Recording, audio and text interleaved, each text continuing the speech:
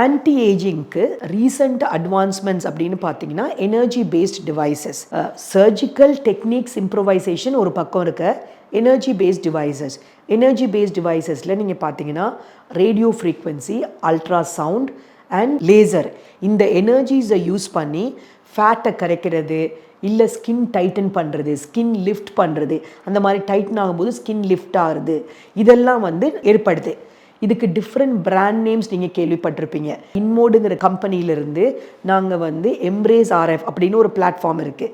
அது radio ஃப்ரீக்வன்சியை use பண்ணும்.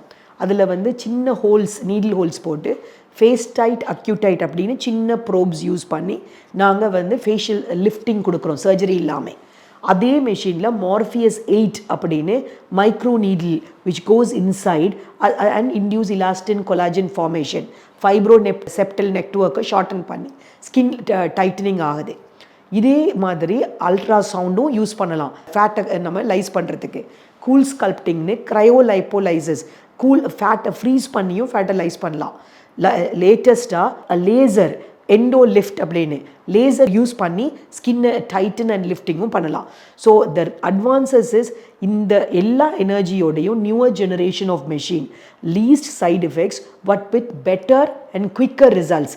அதுதான் recent advancements in anti ageing with all these energy based devices.